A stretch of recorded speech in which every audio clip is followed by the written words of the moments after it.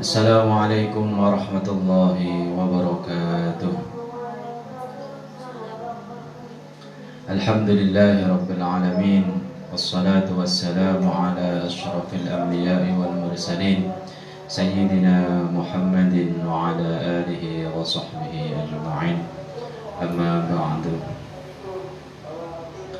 Jamaah rahimakumullah, alhamdulillah kita bisa berjumpa lagi dalam kajian kita tentang kitab At-Tibyan fi Adabi Hamalatil Quran, yang alhamdulillah hari ini kita sudah memasuki pertemuan yang ke-6. Untuk itu marilah kita baca suratul Fatihah kepada guru-guru kita dan khususnya kepada muallif kitab At-Tibyan. Semoga kita mendapatkan berkah dari apa yang kita pelajari. Amin ya rabbal alamin.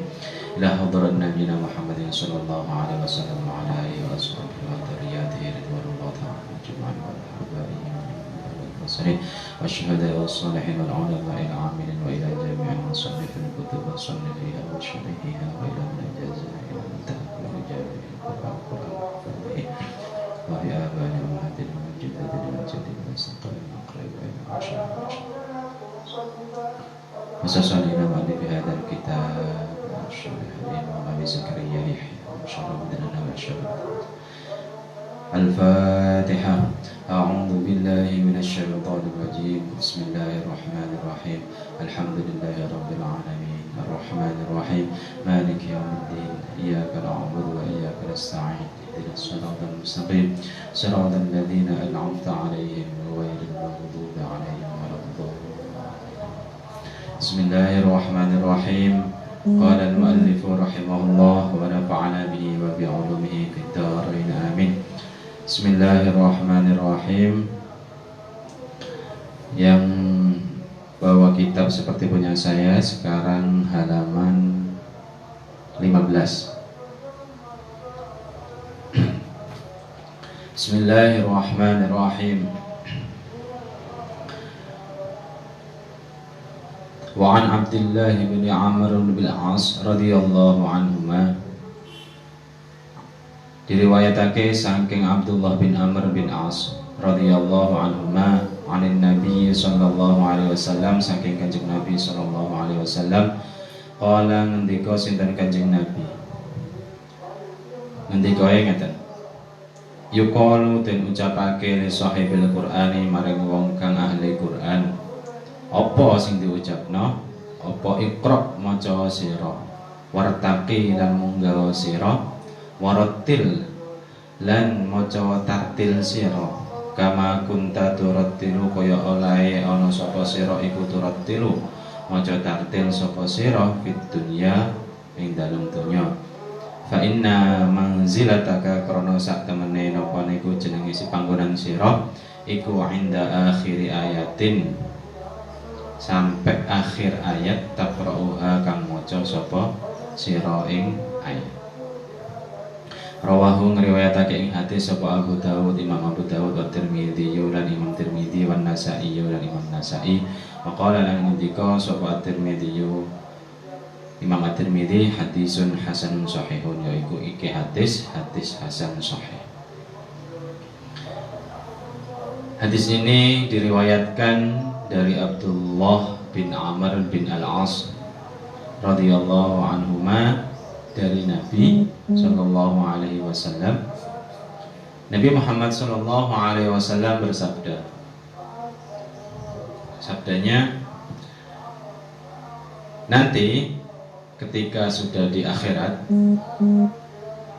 dikatakan kepada orang-orang yang ahli Al-Quran, dikatakan begini, Iqra, bacalah, wartaqi dan naiklah, warattil dan baca pelan-pelanlah, kama kunta turattilu seperti engkau membaca tartil Al-Quran fit dunya ketika masih ada di dunia. Fa inna manzilataka, karena derajatmu posisimu itu inda akhiri ayatin, berada pada akhir ayat, taqra'uha yang engkau baca. Nah, makna hadis ini menarik. Di Tuhfatul Ahwadhi Syarah Imam At-Tirmidzi itu dijelaskan bahwa ini bagi para orang-orang yang membaca Al-Quran, khususnya orang-orang yang hafal Al-Quran. Nah, ketika nanti orang-orang yang hafal Al-Quran ini, orang-orang yang senang deres Al-Quran ini, di akhirat nanti ditanya oleh Allah, yuk bacalah. Kita orang-orang yang hafal tadi disuruh baca. Kalau memang Anda hafal, baca. Nah, makanya orang-orang yang hafal Al-Quran itu semoga hafalannya nanti bisa sampai di akhirat. Jangan sampai ketika nanti kita hidup terkenal sebagai penghafal Al-Quran, mati, sebelum mati hilang kabeh, lupa semua. Jangan sampai.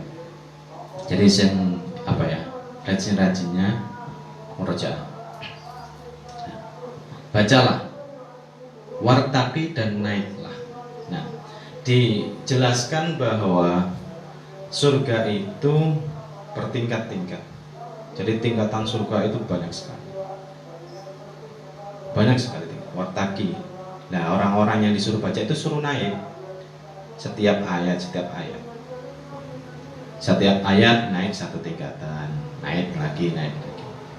Warattil, dan tartillah, pelan-pelan, santai.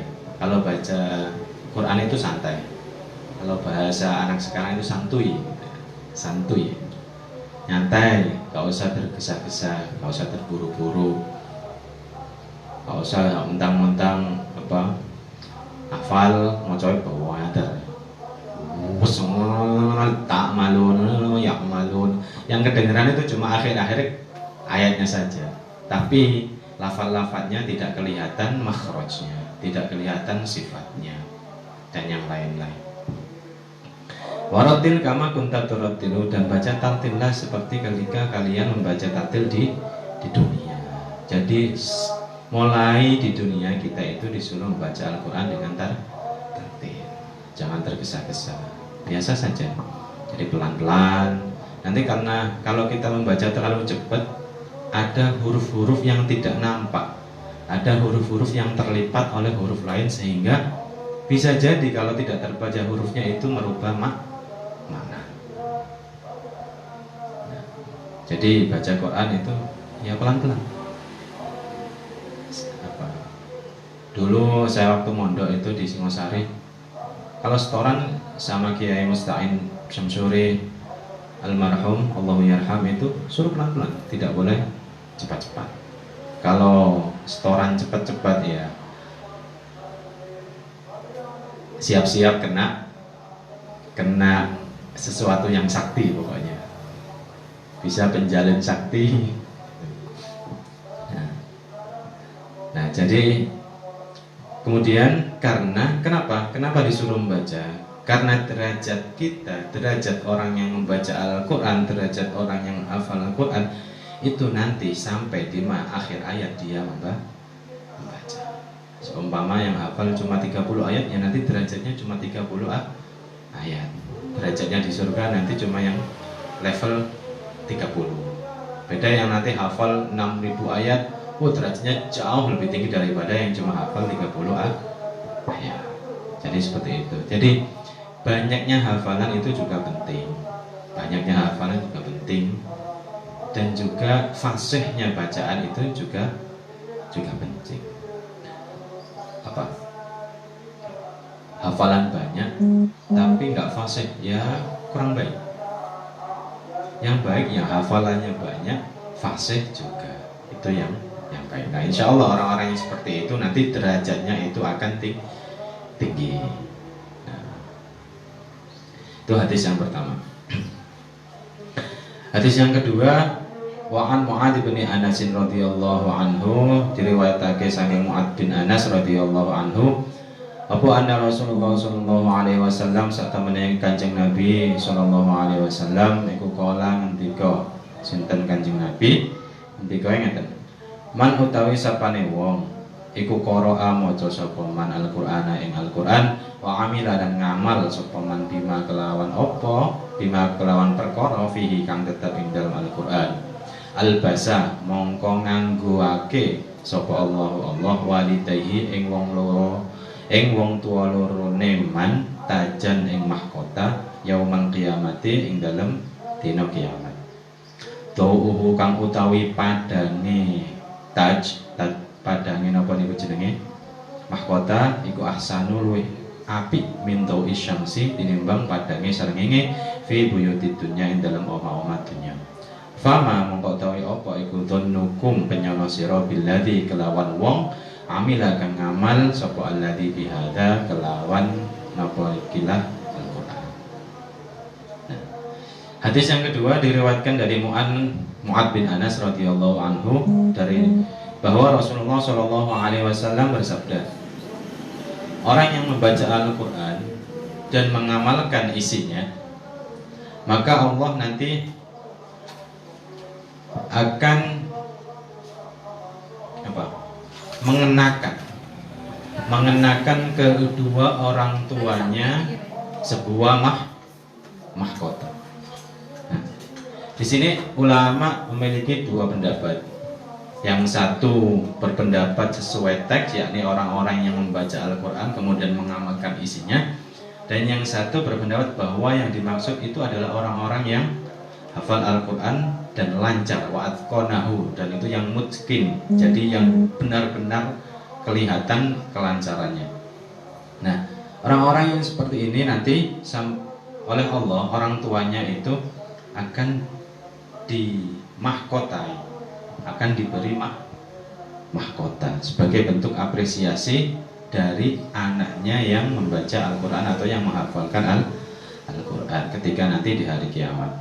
Nah, mahkota itu keindahannya, sinarnya, cahayanya itu lebih indah daripada cahaya matahari. Cahaya matahari kalau kita teliti itu banyak warna kan, tidak melulu kelihatan seperti kuning, tidak, banyak cahaya matahari. Nah, cahaya-cahaya yang ada di mahkota yang dipakaikan nanti di hari kiamat itu lebih indah daripada cahaya-cahaya yang seperti ada di matahari. Jadi ya layaknya mahkota raja ya, ada permatanya, ada perhiasannya. Nah, itu yang berkelip-kelip itu lebih indah daripada cahaya yang ada di matahari. Fama dhannukum billati amila bihada. Nah, kemudian orang tuanya saja itu dipakaikan mahkota. Lalu orang yang baca tadi, orang yang hafal tadi itu bisa dibayangkan apa yang ia dapatkan. Apa yang ia dapatkan dari membaca, dari menghafalkan Quran itu. Jika orang tuanya saja dipakaikan mahkota, apalagi anaknya yang membaca Al-Quran atau yang menghafalkan Al-Quran. Jadi bisa mendapatkan kenikmatan yang lebih dari itu. Jadi bagi putra-putri yang masih memiliki orang tua, ya jika memang kurang bisa membahagiakan orang tua di dunia, insya Allah masih ada kesempatan membahagiakan orang tua di akhirat dengan salah satu caranya itu sering membaca Al-Quran, mencoba menghafalkan ayat Al-Quran. Nah, insya Allah nanti orang tuanya ketika nanti di yaumil qiyamah akan dipakaikan mahkota.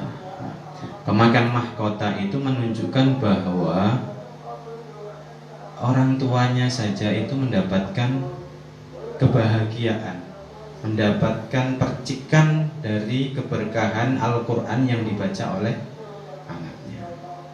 Nah, jadi semoga dengan ini motivasi ya, motivasi bagi para pemirsa yang memiliki anak. Kalau bisa sekolahkan atau pondokkan, itu yang penting, pondokkan. Karena nanti insya Allah yang lulusan pesantren itu nanti insya Allah memberkahi. Ya, saya tidak mengatakan bahwa yang tidak mondok itu tidak baik, tidak. Tadi kebanyakan insya Allah orang-orang yang terbiasa hidup di pesantren itu akan terbiasa dengan laku yang agamis. Nah, jadi ayo kita dorong anak-anak kita menghafalkan Al-Quran. Sering-sering membaca Al-Quran. Kalau memang tidak bisa menghafal ya membaca. Usahakan terus membaca. Ajak. Kalau kita sebagai orang tua malas mengajak, apalagi anak kita. Jadi metode yang paling baik itu mengajak, bukan menyuruh. Jadi kalau kita punya anak, ajak. Kita membaca Al-Quran, ajak anak kita. Kalau memang masih kecil ya dudukan di pangkuan kita. Jangan kok main suruh. Nah, kalau main suruh, dia tahu orang tuanya tidak mengerjakan apa yang disuruhkan, lama-kelamaan dia akan memberontak. Wah, bapak orang maca Quran, aku dikongkon maca Quran. Nah, nanti akan timbul pemikiran-pemikiran seperti itu. Jadi metode yang terbaik adalah mengajak.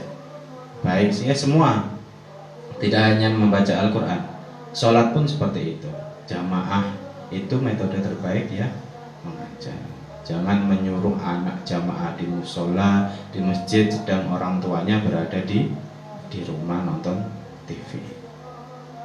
Seperti itu. Nah, itu salah satu barokah bagi penghafal Al-Quran atau orang-orang yang menekuni Al-Quran. Salah satunya nanti orang tuanya akan dipakaikan mahkota ketika nanti di hari kiamat. Apalagi yang membaca, tidak hanya mahkota yang dipakaikan, melainkan lebih dari itu. Kemudian hadis yang ketiga, warawaran ngriwayatake sapa Ad-Darimi, Imam Ad-Darimi bi isnadihi kelawan isnad hadis an Abdillah saking Abdillah bin Mas'udin saking Ibnu Mas'ud radhiyallahu anhu anin nabiyyi saking Kanjeng Nabi sallallahu alaihi wasallam qala ngendika sapa Kanjeng Nabi, Iqra'u maca sira kabeh Al-Qur'ana ing Qur'an fa innallaha ta'ala karena sak temene Allah taala iku la yu'adzibu orang ngadzab sapa Allah qalban ing ati wa kang isi apa Al-Qur'ana ing ati Al-Qur'ana ing Al-Qur'an wa inna hadzal Qur'anan sak temene ikilah Qur'an iku maktubatullah jamuane Allah faman mongko utawa sapane wong iku dakhala mlebu sapa man fihi ing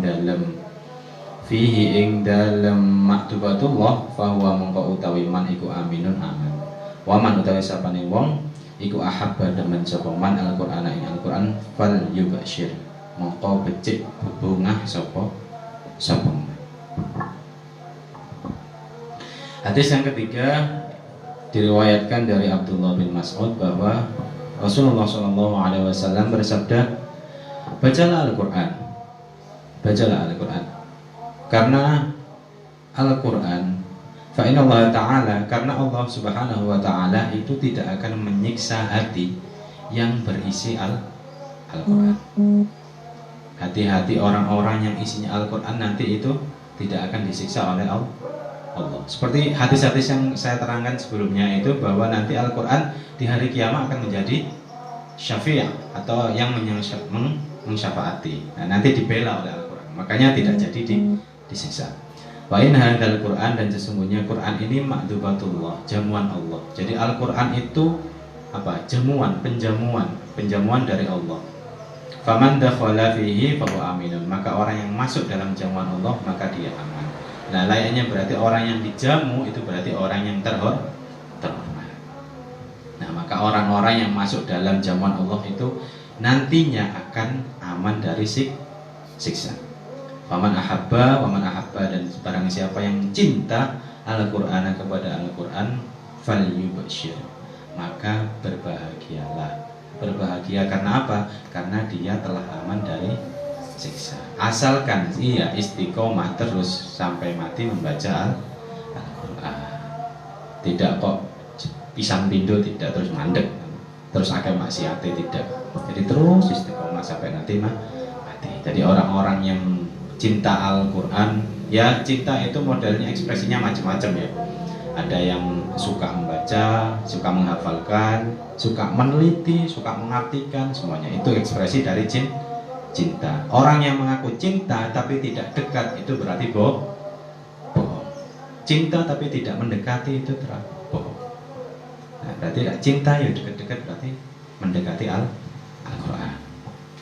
Terakhir, wa an Abdillah Al-Hamid Al-Hammani qala sa'altu Sufyan As-Sauri, aku takon Sufyan As-Sauri ing Sufyan As-Sauri anir rajuli saking wong lanang yagzu kang perangan sapa rajul iku ahabbu ilaika, luweh seneng, luweh dicintai ilaika marang sira, au yaqra'u utawa maca sapa rajul Al-Qur'ana ing Al-Qur'an. Faqala mongko ngucap sapa Sufyan As-Sauri yaqra'u maca sapa rajul Al-Qur'ana ing Al-Qur'an.